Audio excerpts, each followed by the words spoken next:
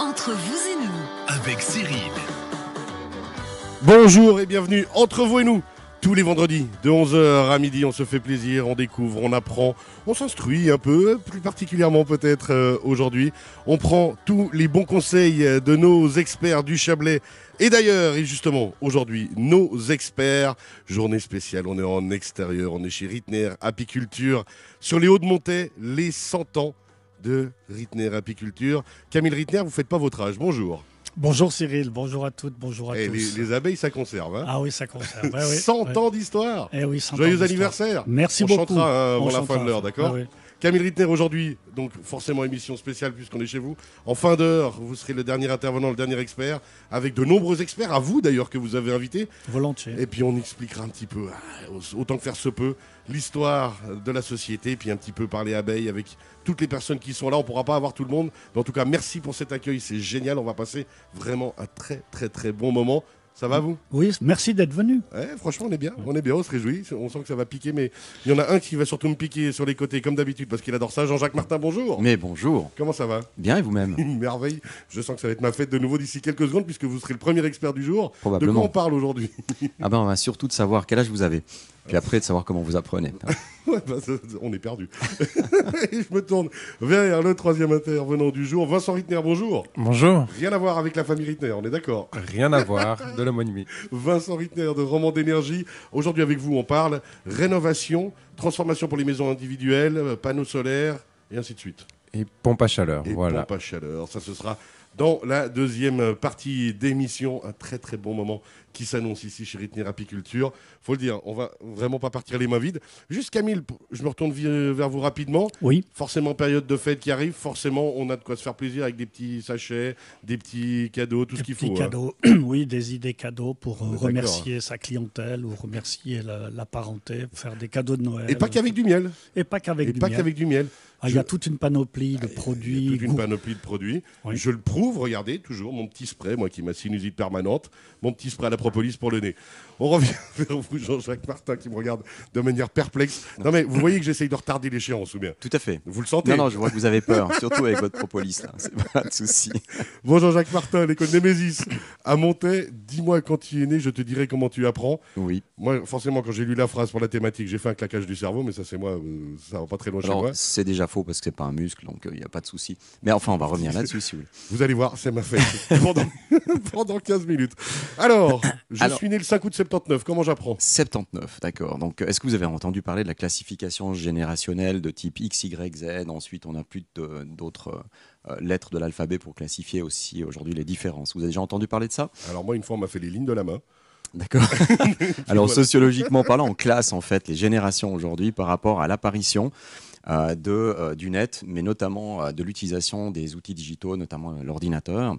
Donc on va revenir là, on rembobine, on vient au XVIIIe siècle. Hein. Vous savez que c'est la naissance de l'esprit critique. Hein. Donc on est là pour diffuser de l'information au travers de l'imprimerie. C'est un héritage qui est né de la Renaissance. Puis ensuite, vous avez un grand saut quantique. Là, on arrive sur les générations X et la naissance du net, c'est-à-dire peu de mobilité, un ordinateur, on est assis à une chaise. Je ne sais pas si vous avez peut-être vécu la période Commodore 64. Oh oui. D'accord. Et bien voilà. Ou à la fin, vous tapiez Run et puis en fait il y avait un bug et puis vous deviez tout débugger. Enfin c'était le début, peu de mobilité, mais il y avait déjà avec un petit bruit de fond, vous savez, ce petit modem qui faisait ce ding ding ding derrière. On ouvrait une page avec à peu près 1 minute 30 pour une petite image. Et puis voilà, c'était cette génération-là qui a appris progressivement avec le net. Juste pour le délire, parenthèse rapide, est-ce que vous vous êtes tapé des fois le délire? Moi, je faisais ça avec mes apprentis, où je prenais les vieilles disquettes 3.5, puis je leur mettais devant le nez, puis je leur disais, c'est quoi ça? Parce que faites ça à l'école Némésis de temps en temps, vous verrez, le coup de vieux, on le prend bien, là, on sent bien qu'on est chaud. On m'a déjà dit que j'avais l'air plus vieux que mon âge, mais maintenant, franchement, si je dois encore commencer à passer pour un dinosaure, non, je ne vais pas. Pardon, je vous ai coupé. Donc après, vous avez la génération Y, hein, c'est la place de l'ordinateur portable qui arrive, hein, donc on a un concept plus mobile, de mobilité.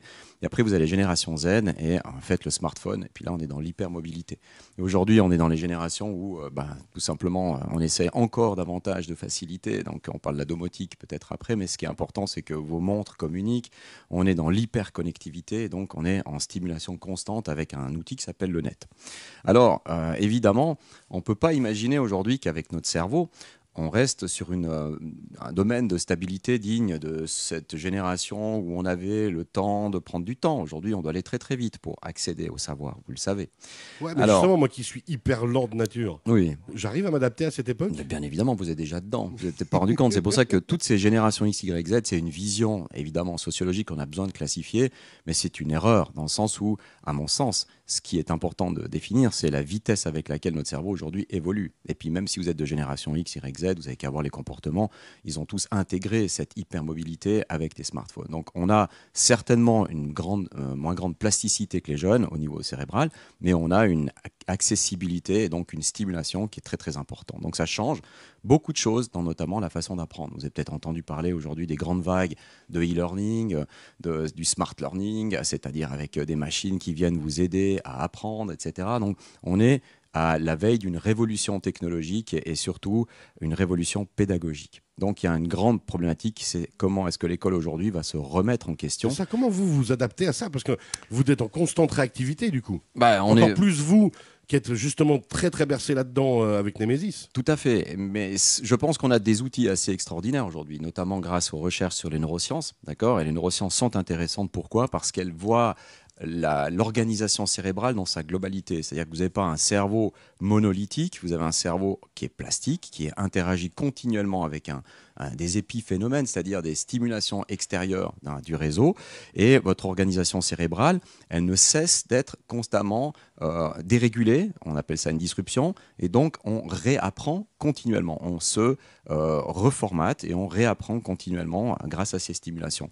Alors, il faut aujourd'hui, quand on enseigne, je pense, passer sur un modèle où on va travailler sur la compréhension de la physiologie du cerveau. Comment le cerveau aujourd'hui, il fonctionne. On parle des fameux 3 cerveaux qui sont les 3 pièces d'une seule entité. Vous savez, le système limbique, néocortex et puis le reptilien. Tous ces éléments-là, en fait, interagissent entre eux, activent des zones mémoire, activent des neurones qu'on appelle moteurs, d'autres qui sont miroirs, peu importe, c'est une complexité, je dirais, biologique que l'on commence à comprendre un peu mieux aujourd'hui. Et grâce à ça, on est capable de savoir, en tout cas de plus en plus, quel est le rôle de l'émotion dans l'apprentissage, quel est le rôle de la répétition dans l'apprentissage, et d'aller à l'école aujourd'hui, de s'asseoir, d'écouter un prof qui donne un cours comme on le faisait au XVIIIe siècle, ça n'a plus de sens. C'est à mon avis impossible de travailler avec des cerveaux qui n'ont pas été formatés de la manière qu'on a poncé les cours avant, c'est-à-dire ces plans directeurs qu'on a figés, qui datent déjà, je vous dis, du XVIIIe siècle, qui sont très déterminés. On est obligé aujourd'hui de penser autrement. Il faut qu'on travaille sur du modulaire, sur de la disruption continue, sur du changement de rythme, sur une création d'une harmonie, mais qui est très subjectivée. C'est-à-dire chaque personne va penser différemment. Alors pour rassurer Vincent Rittner, qui est notre nouvel expert du jour, chez Roman de l'énergie, n'ayez pas peur. On n'est pas dans 2001, l'Odyssée de l'espace. Tout ce qu'il dit est très concret pour vous, j'imagine. C'est intéressant d'entendre ça. C'est que justement, on module maintenant le cerveau dans notre système d'apprentissage de manière évolutive et on fait travailler le cerveau. Ça peut, on le dit souvent avec vous, Jean-Jacques, ça peut inquiéter les mots qu'on utilise, alors qu'au contraire, c'est comme ça que ça doit fonctionner. Comment vous le voyez, vous, un expert nouveau, rapidement? Bon, moi, je trouve passionnant. Je trouve passionnant aussi surtout parce que j'ai 3 enfants qui ont entre 2 et 7 ans. Et c'est toutes des questions en tant que jeune parent, on se pose beaucoup. On observe comment nos enfants entrent en scolarité, on observe le système et on a beaucoup d'interrogations parce qu'on voit que justement, comment leur apprendre pas, voilà, et que que chaque chose évolue en son temps, mais que des fois, les systèmes ont besoin de du temps pour s'adapter. Je trouve que toutes ces réflexions sont passionnantes. Vous voyez, Jean-Jacques, oui. Vous êtes passionnant. Écoutez, c'est surtout mon métier qu'il est. Et puis, je crois que c'est très important, si on parle aux jeunes parents aujourd'hui, de vraiment rappeler que la naissance de l'émotion, c'est là, en fait, qu'on commence à distribuer le savoir dans le cerveau d'un enfant tout petit, avec des parents présents, avec des parents qui stimulent, avec des parents qui sont là pour donner un modèle, à quelque part. Et souvent, on a l'impression que de donner un outil comme le smartphone à un enfant très jeune, c'est faire de lui un futur génie. C'est surtout l'habituer à une forme de crétinisme. Excusez, je suis extrêmement direct. Ah, mais en fait, faut pas oublier qu'on a d'abord envoyé des singes dans l'espace, dont l'objectif était simplement de peser sur un bouton, et puis ça n'a pas fait d'eux des sommités de type Einstein. Donc globalement, revenons peut-être aujourd'hui à des choses basiques mais essentielles, la relation avec l'humain, le fait de la reconnaissance, de la récompense. Un enfant a besoin d'avoir une récompense, quelque part, de se sentir reconnu et stimulé socialement.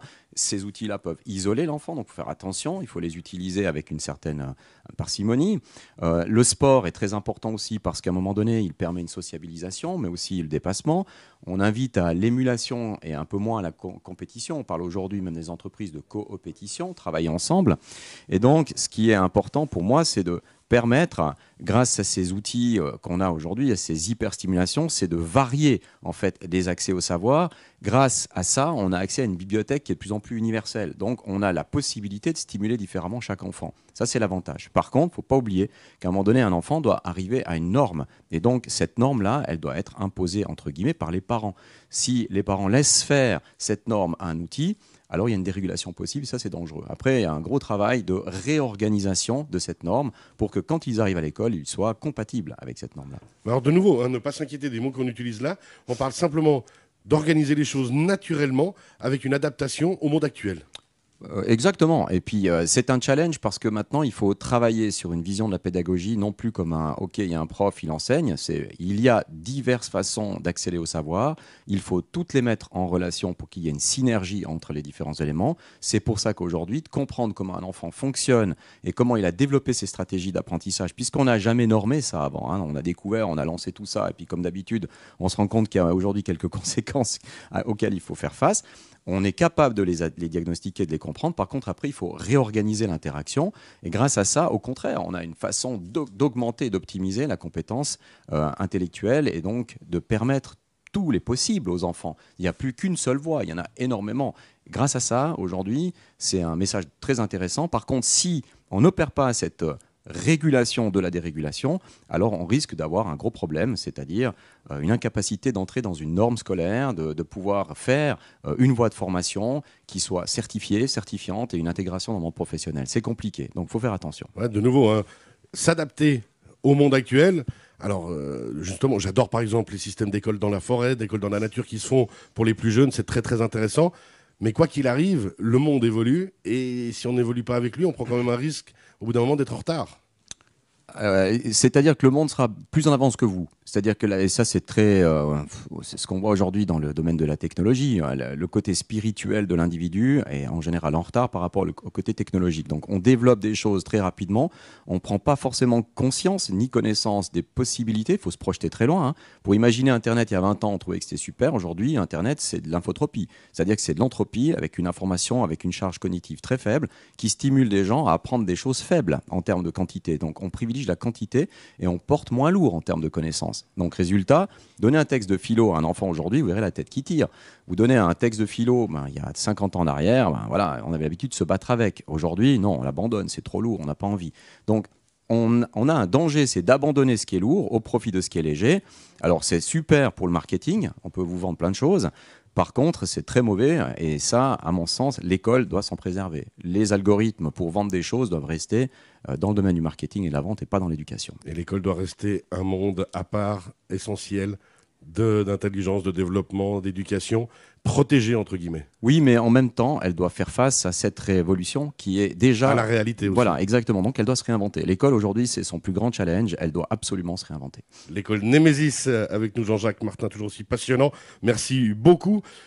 Camille Rittner, je me retourne quand même vers vous. Les 100 ans de Rittner Apiculture. Alors vous êtes adapté. Quand on voit le site internet rittner-apiculture.com, il y a tout dessus, on peut tout commander. Exactement, oui. Ça, juste pour remonter le temps, comme on vient de le faire avec Jean-Jacques, entre guillemets, puis avancer dans le temps jusqu'à maintenant, le site internet, quand il a fallu s'y mettre, ça a été naturel pour vous. Vous êtes dit, bon... Puis c'est peut-être les enfants qu'on voit qui sont là d'ailleurs aujourd'hui qui vont dire hey, papa, maintenant il faut y aller. Quoi. Oui, exactement. C'est ce ça. Oui. Je suis encore de l'ancienne génération et en voyant arriver mes enfants qui m'ont dit écoute papa, maintenant il faut que tu les réseaux sociaux, pareil. Exactement. Je suis sûr que c'est vous qui publiez sur Instagram. Oh, certainement, oui. non, je laisse faire ça à la 4e génération et à mon épouse. Les enfants sont morts de rire derrière. Rittner Apiculture qui nous accueille aujourd'hui pour les 100 ans. On rappelle toutes les infos rittner-apiculture.com. Jean-Jacques Martin, Vous avez parlé pour l'école Némésis, mais surtout pour le monde de l'éducation, on le rappelle, la thématique, comme ça on pourra aller la rechercher encore en podcast pour ceux qui nous rejoignent maintenant. Oui, c'est tout simplement, il y a un âge pour apprendre, on est d'accord, mais en même temps, il faut absolument changer d'approche en fait dans notre apprentissage aujourd'hui. Merci beaucoup Jean-Jacques Martin. Rappelle donc vous retrouvez sur radiochablais.ch tous les podcasts de cette émission. Vincent Rittner, vous êtes chaud pour la suite, c'est à vous d'ici quelques minutes. Je suis là, je me réjouis. Il est prêt, il se dit où c'est que j'arrive moi. Radio Chablais, on se retrouve d'ici quelques instants, on va repartir en musique et puis après, deuxième partie justement avec Roman d'énergie pour parler solutions énergétiques. À tout à l'heure. Entre vous et nous, en direct tous les vendredis de 11h à midi, des conseils, des techniques, des solutions, tout ce qu'il faut pour effectivement mieux vivre au quotidien. On est chez Rittner Apiculture pour les 100 ans, depuis 1921, Camille Rittner. Pleine forme. Oui, pleine forme. Et alors la 4e génération, on l'a vu, elle est là, elle est prête. Elle est prête, oui. Et d'ailleurs, on le disait il y a quelques instants, heureusement qu'elle est là. Comme ça, les réseaux sociaux existent, ou du moins Rittner Apiculture existe sur Internet et les réseaux sociaux. Comment ça se passe, cette transition familiale? C'est extraordinaire comme concept. Oui, mais il faut vivre avec son temps. Et puis quand vous avez 2 enfants qui sont nés dans une ruche, ils ne peuvent pas faire autrement que de perpétuer la tradition. Et puis alors, ils butinent agréablement dans le monde des abeilles, ils adorent ce concept. Exactement, oui, tout à fait. Je leur laisse carte blanche, ils font comme ils veulent. Et ils sont là, on les voit, on va voir s'ils disent oui ou non. C'est bon.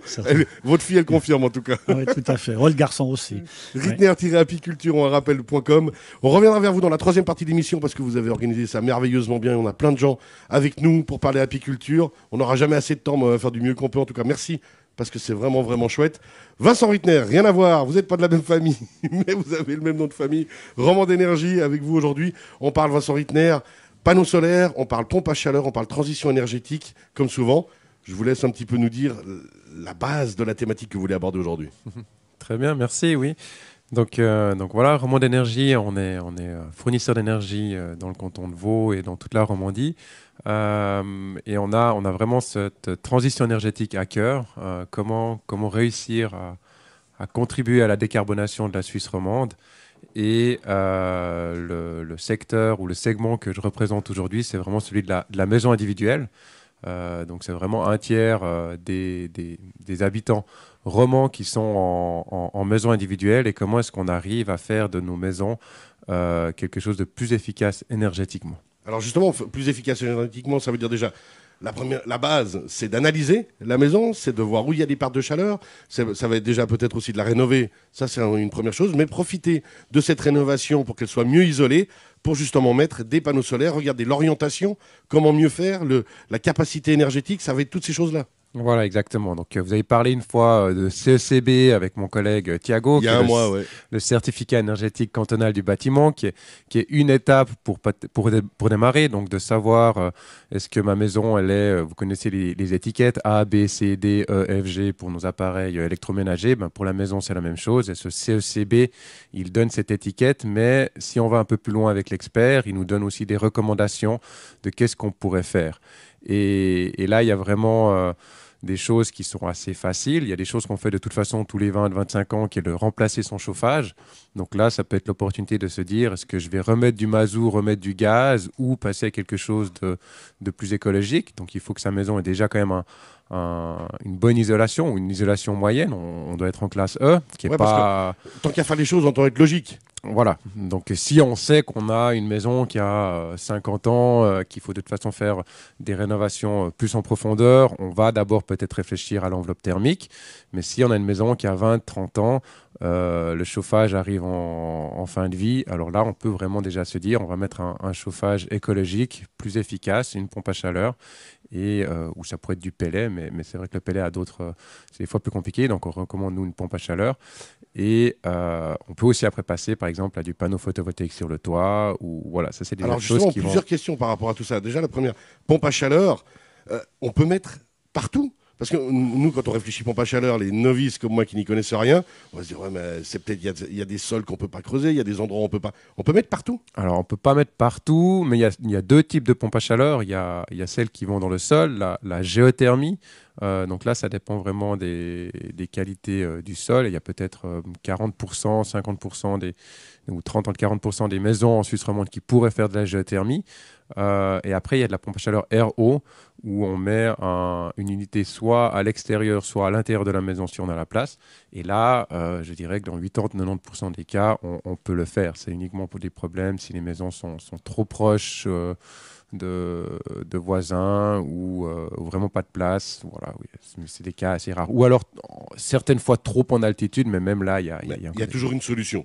C'est voilà. ce qu'on va se dire. Alors après, pour les panneaux solaires, moi typiquement, j'habite une magnifique maison de 1753. On va imaginer qu'on n'a peut-être pas le droit, par rapport à certaines maisons, de mettre des panneaux parce que c'est protégé ou autre, ou quoi qu'il arrive, sur le toit, ça va. Alors, il y a effectivement des questions esthétiques, il y a des questions de respect du patrimoine. Il y a d'ailleurs des discussions en ce moment au niveau légal pour assouplir ces lois. Moi, je pense que ce qui pourra toujours passer, c'est le panneau intégré en toiture. Donc, à un moment donné, on peut poser un panneau soit sur les tuiles où il faut mettre un système de montage, et ça se voit un peu plus. Mais aujourd'hui, il y a même des tuiles solaires qui intègrent le module. Génial, qui sont un peu moins efficaces, mais j'ai vu dernièrement une vieille ferme bernoise qui a été rénovée, qui était aussi des années 1700-1800.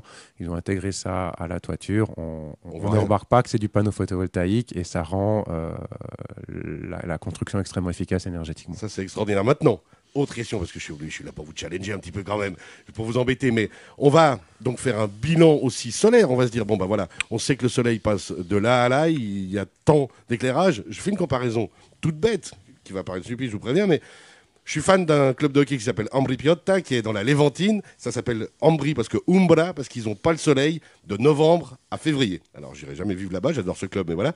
Mais justement, est-ce que par exemple, si un Léventin vient vous dire, je veux mettre des panneaux solaires, vous allez lui dire, non, ça sert à rien. Alors, on mettra les passions de hockey de côté, et bien sûr que je lui ferai une proposition.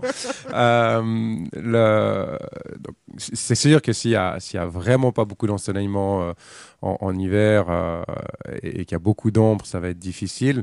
Mais cette croyance où il faut avoir un toit plein sud, où il y a toujours beaucoup de soleil pour mettre des panneaux, elle s'efface. C'est vrai que c'était à l'époque ce qu'il fallait pour avoir un rendement suffisant pour que ce soit rentable. Aujourd'hui, on prône de plus en plus des expositions aussi est-ouest, en tout cas, ça permet d'avoir une production plus plate sur la journée. On consomme pas tous de loin pas tout à 3 heures de l'après-midi ou à 2 heures de l'après-midi. On est content déjà d'avoir une production le matin et qui s'étale un peu sur la soirée.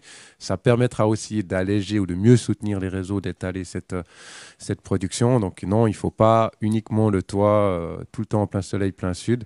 Mais c'est sûr qu'un toit plein nord, c'est... Voilà.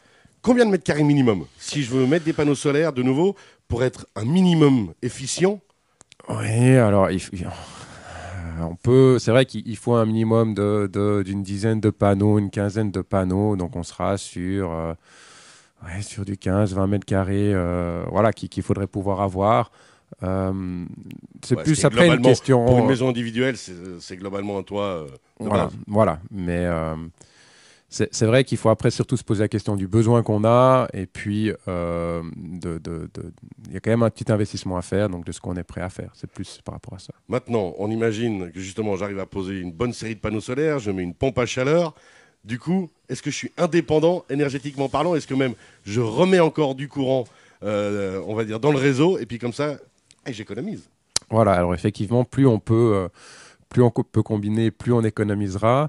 Ce qui marche très très bien, c'est panneaux photovoltaïques, bornes de recharge pour une voiture électrique, pour autant qu'on arrive aussi à avoir la voiture parquée de temps en temps quand le jour est ensoleillé.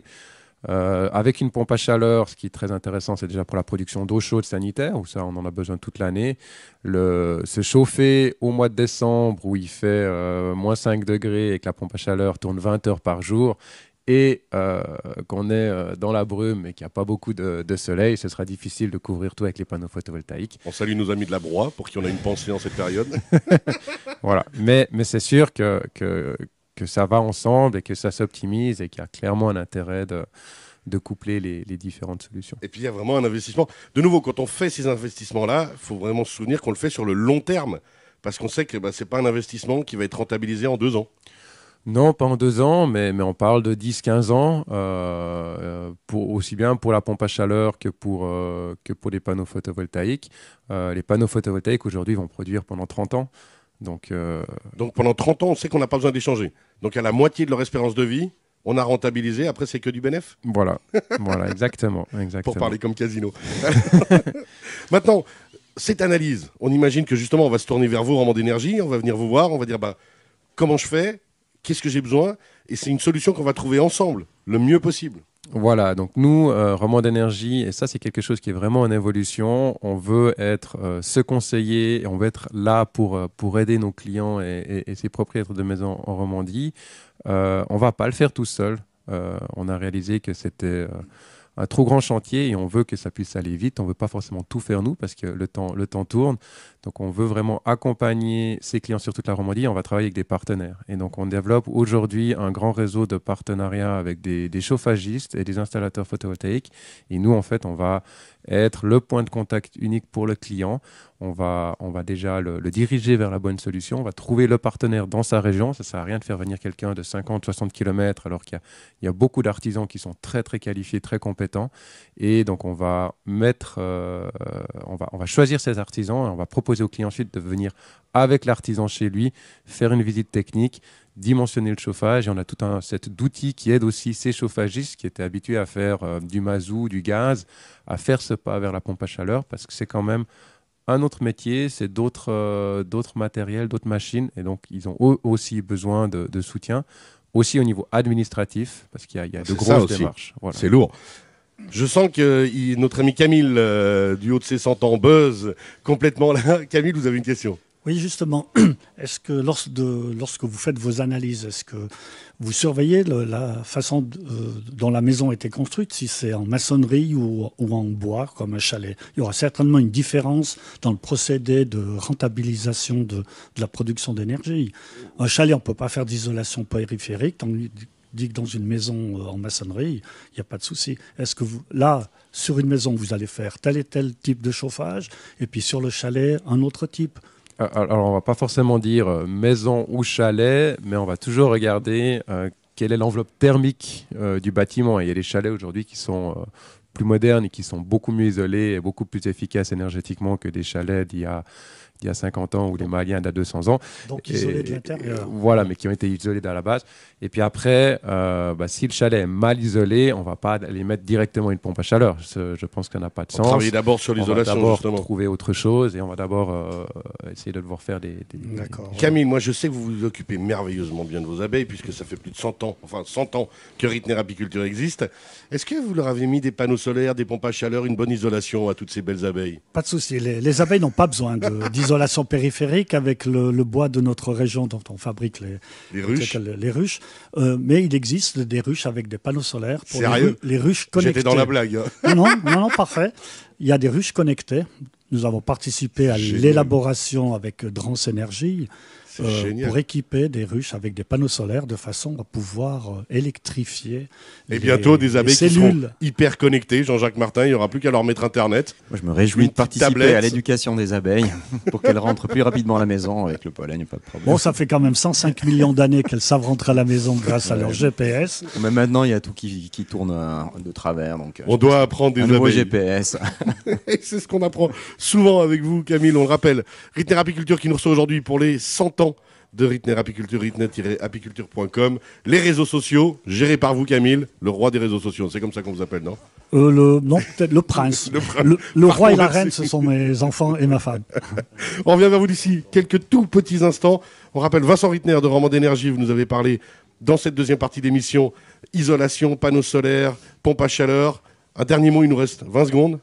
Visitez nos pages, n'hésitez pas à contacter Romand d'énergie, on est là pour vous et pour répondre à vos questions, pour vous accompagner dans vos projets avec nos partenaires artisans. Donc voilà, romand-energie.ch. Pause musicale, si je ne me trompe pas, c'est Madonna qu'Axel nous offre maintenant. Puis on se retrouve d'ici quelques instants chez Ritner Apiculture à Montaix. À tout à l'heure. Entre vous et nous, avec Cyril. Entre vous et nous, tous les vendredis de 11h à midi, on apprend, on découvre, on s'informe. Et justement, on va à la rencontre aussi de nos partenaires. Aujourd'hui, troisième partie de l'émission chez Ritner, apiculture sur les hauts de Montaix. Une magnifique... On va se dire la vérité, Camille, je m'attendais à ce qu'il fasse beau aujourd'hui. On ne pouvait pas avoir une autre météo que ça. C'est juste magnifique. C'est grâce à vous, c'est grâce à vous. C'est grâce à vous. C'est entre vous et nous. Ouh là là. Alors, entre vous et nous, troisième partie de l'émission chez Ritner Apiculture pour les 100 ans de Ritner Apiculture. La 4e génération est là pour prendre le relais. Vous allez lâcher l'affaire une fois ou bien? Oui, gentiment. Et là, les enfants sont gentiment. Ouais, bientôt. Ouais, il va me falloir à peu près une dizaine d'années pour essayer de lâcher. Il faudrait les voir. Il y aura toujours besoin d'un soutien. Chers auditrices, chers auditeurs, l'émission est filmée. Vous pouvez aller sur radiochablais.ch ou sur la chaîne YouTube Radio Chablais. Vous verrez, ils se marrent aussi. Alors, Camille, 4e génération, vous êtes donc la 3e. Ça a été naturel pour vous de prendre le relais à l'époque? Naturel, je ne dis pas, mais c'est un peu comme Obélix, hein, il est tombé dans la marmite de potions magiques. Eh bien, moi, je suis né dans une ruche. Donc, j'ai quand même fait des études pour au cas où. Et puis, pour finir, non, je suis resté chez le grand-père et le père. Oui. Crochet à la ruche. Je rappelle depuis 1921 Ritner Apiculture. Alors, on parle toujours de miel apiculture, on parle aussi élevage d'abeilles, mais c'est plein d'autres produits, c'est des savons, c'est plein de choses différentes qu'on trouve, entre autres ici chez vous bien sûr, sur le Haut-de-Montaix, mais aussi sur le site internet ritner-apiculture.com. Puis après, les abeilles, c'est un monde extraordinaire que vous nous présentez maintenant depuis plus d'une année. C'est à chaque fois tout aussi passionnant. Rappelez-nous, depuis combien de millions d'années il y a les abeilles? 105. 105 millions d'années. Oui. Alors vous avez fait les choses en grand, vous avez invité plein de monde aujourd'hui avec nous autour de la table, dont justement des collègues apiculteurs, président du club d'apiculture. On a avec nous, alors dites-nous qui est là. Alors François Chor, qui est le président des apiculteurs valaisans. Bonjour François. Un industriel, passionné d'abeilles. Alors combien vous avez de ruches François? Tiens, président. Une vingtaine. Okay, Camille, ça fait combien chez vous?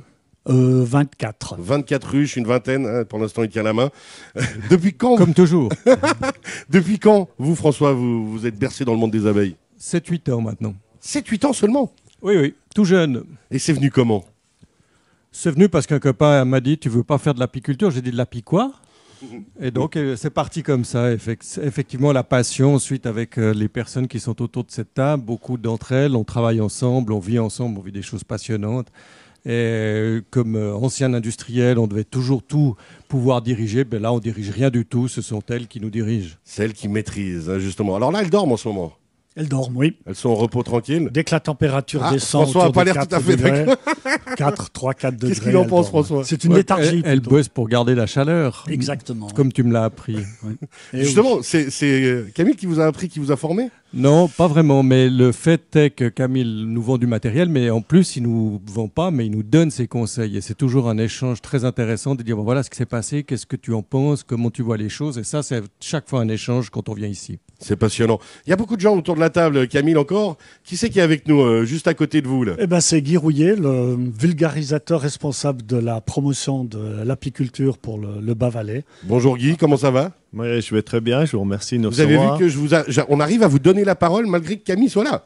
C'est pas facile, mais j'essaye de m'imposer. Je vais juste lui faire un petit compliment quand même, parce que c'est les 100 ans de la génération des Ritner, mais malgré tout, son papa était 3 frères.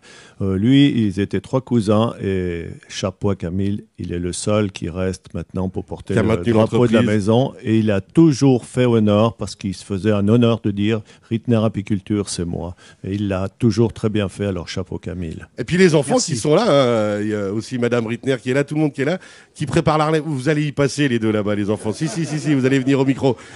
Regarde, ils se planquent derrière, ils vont se cacher discrètement. Qui c'est que d'autre qui est avec nous aujourd'hui alors? Bien, j'aimerais passer la parole à Céline. Bonjour Céline. Qui est biologiste. Bonjour Céline, comment ça va Céline? Vous venez d'où? Moi j'habite à Mi, au-dessus de Vouvry. Oh, c'est joli. Je suis pas très loin. Et aussi dans les abeilles? Oui, depuis 9 ans. Je suis pas très... Combien de ruches? Beaucoup. Je travaille avec Stéphane. Nous deux, on a près de 250 colonies, quoi. 250? Ah ouais. Oui, donc... Ça c'est plus que de l'emballement, là. Ouais, on a un peu craqué. Comment ça a commencé?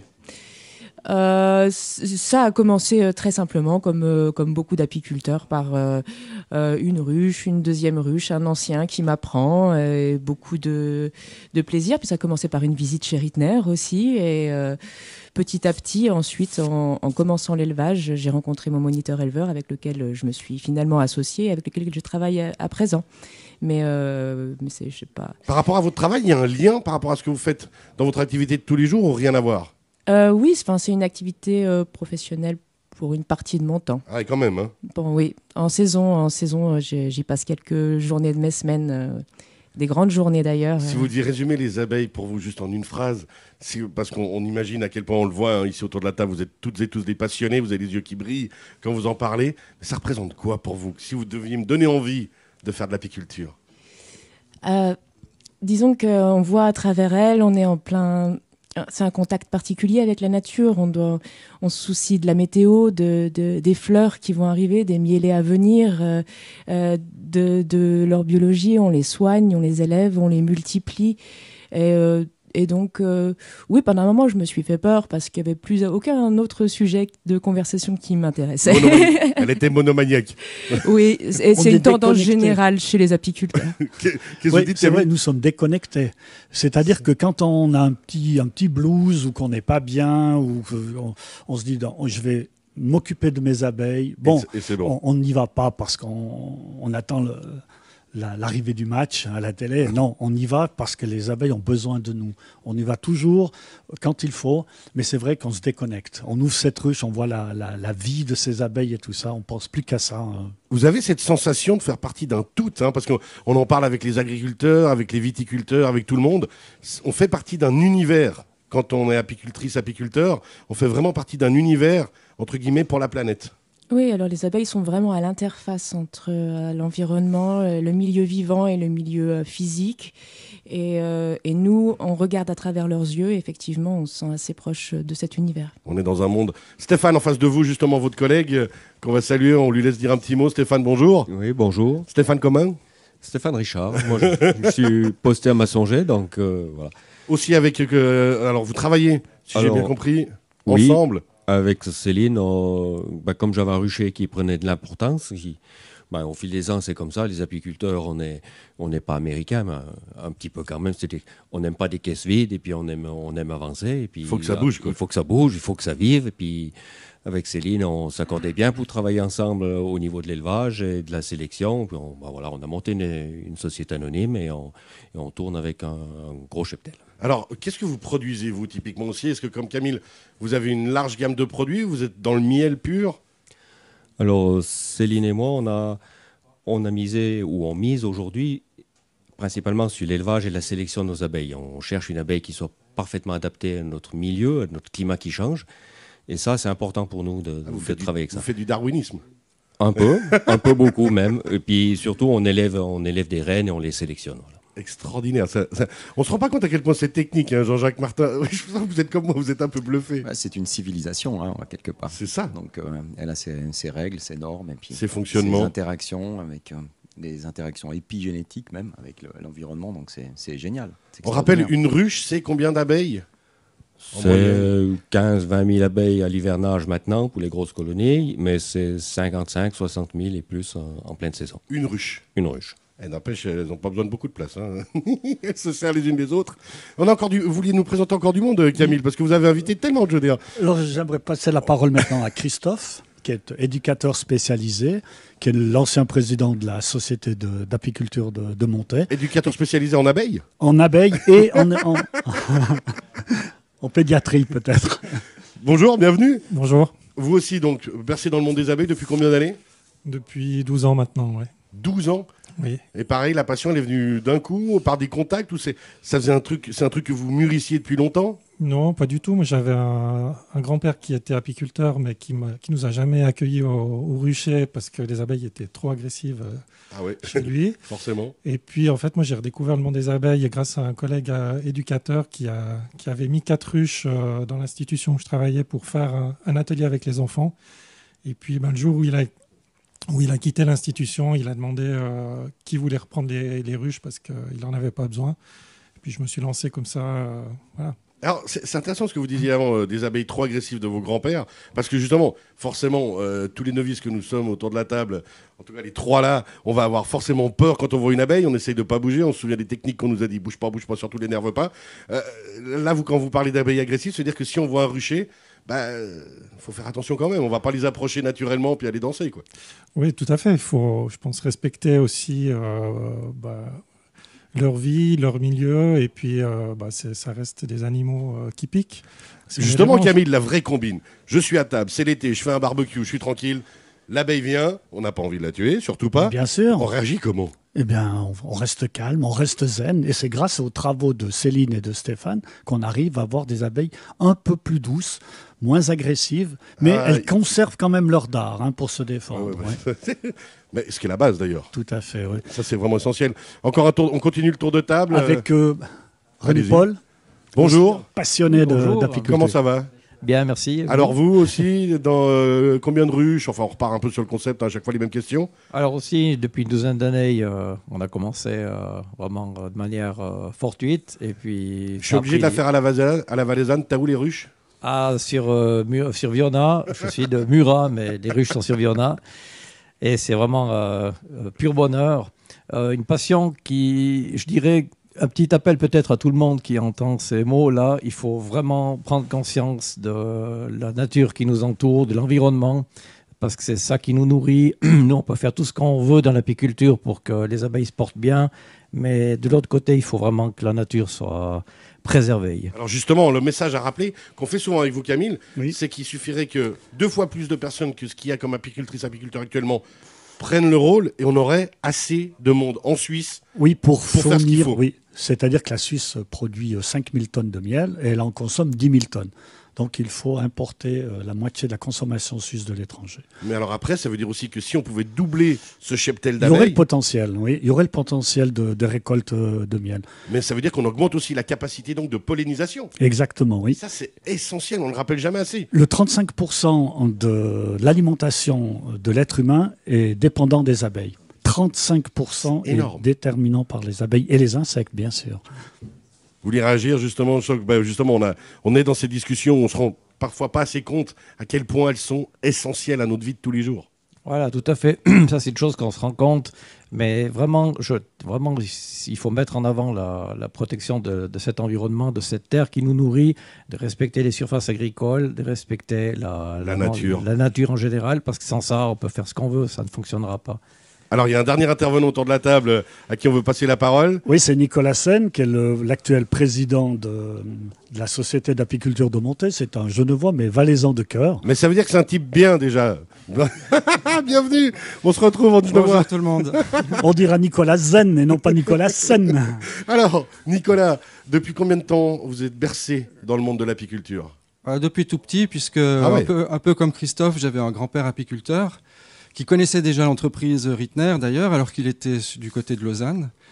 Voilà, donc ça a été ma première approche de ce monde-là. Et toi, t'as où les ruches? En dessous de la terrasse. Ah ouais, à la maison?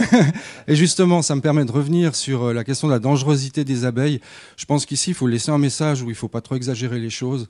Une abeille, c'est un animal paisible qui n'attaque pas, jamais, à part si on la dérange dans sa maison. À part si on panique aussi ou si on va la déranger, justement. Mais il faut être vraiment tout près de la ruche. Donc, comme ça, dans l'espace de campagnard ou même à 10 mètres des ruches, une abeille ne va jamais vous attaquer.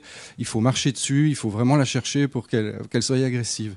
Et ça, c'est aussi grâce au travail de sélection qui est fait depuis des décennies maintenant et qui permet de sélectionner des abeilles qui sont douces. Des abeilles qui sont douces, ce sera presque le mot de la fin. Nicolas Sen, merci beaucoup. Merci à toutes les personnes qui sont là aujourd'hui. On en a appris, de nouveau, on a beaucoup appris sur les abeilles. On en sait de plus en plus. Camille, 1 minute, le mot de la fin. Je crois que tout à l'heure, on va se camprer la ruche.